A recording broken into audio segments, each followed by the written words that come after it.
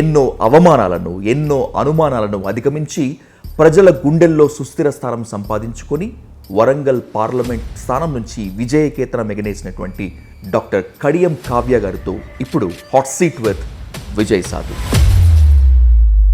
40 ఏళ్ల తర్వాత మళ్ళీ మీరు సేమ్ డాక్టర్ కడియం కావ్య. ఎక్కడా కూడా నర్వస్ ఫీల్ అవ్వలేదా కంటెస్ట్ చేస్తున్నప్పుడు? కానీ ఇంకెప్పుడైనా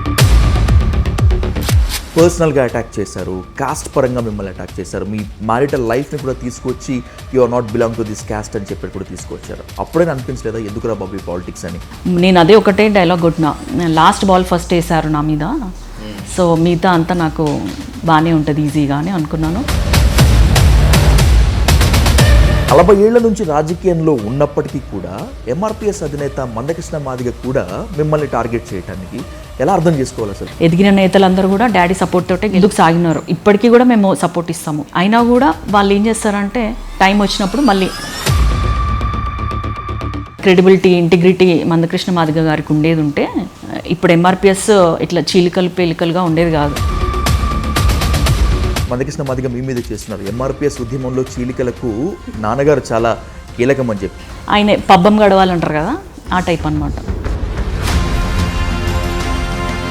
పేరుకే దళిత నేత, కానీ వరంగల్ జిల్లాలో ఏ ఇతర దళిత సామాజిక వర్గానికి చెందినటువంటి ఎవరిని కూడా ఎదగనివ్వలేదు, తొక్కేశారు అనేటువంటిది కడియం శ్రీహరి గారికి ఉన్నటువంటి చెడ్డ పేరు. అంత తెలివి ఉంటే సెంట్రల్ దాంట్లోనే తను రాజకీయాలు చేసేవారు కదా, స్టేట్లో చేస్తున్నారు ఇప్పుడు. ఎక్కడ తేడా కొట్టింది? ఎవరు మిమ్మల్ని బీఆర్ఎస్ నుంచి వెళ్ళిపోయేలా చేశారు? మళ్ళీ వీళ్ళదే పెత్తనం అవుతుంది, వీళ్ళింట్ల నుంచే మళ్ళీ ఇంకో టికెటా అని ఒక అక్కసు ఇవన్నీ బయట పెట్టినారు. నువ్వేం చేస్తావో నాకు తెలియదు, ఎలాగైనా సరే నాకు పొలిటికల్ ప్లాట్ఫామ్ నువ్వు ఉండగా ఇవ్వాల్సిందే, ఇచ్చి తీరాల్సిందే అని ఇంత సాఫ్ట్గా కనిపిస్తున్నటువంటి కడియం కావ్య నాన్నగారి దగ్గర అపరకాళిక అవతారం ఎత్తి బ్లాక్మెయిల్ చేశారు కాబట్టే ఈ స్టేజ్కి తీసుకొచ్చారా? మనసు మాత్రం బీఆర్ఎస్తోనే ఉంది, దేహం మాత్రం కాంగ్రెస్తో ఉన్నట్టుగా ఉంది. అట్లేం లేదు, మేము ఎక్కడికి వచ్చేస్తే అక్కడ తెగదెంపులు చేసుకుని వచ్చేస్తాం. మీ నాన్నగారు కడియం శ్రీహరి గారు బీఆర్ఎస్లో ఉన్నట్లా, కాంగ్రెస్లో ఉన్నట్లా? ఇప్పుడైతే కాంగ్రెస్లో ఉన్నట్టే. కానీ ఈ ఆఫీస్లో ఎక్కడా కూడా కాంగ్రెస్కి సంబంధించిన దాఖలాలు కానీ ఎక్కడ కానీ ఏం కనిపించలేదు నాకు. అంతా కేసీఆర్ గారితో దిగిన ఫోటోలు, బాబాసాహెబ్ అంబేద్కర్ ఫోటో మాత్రమే ఉంది.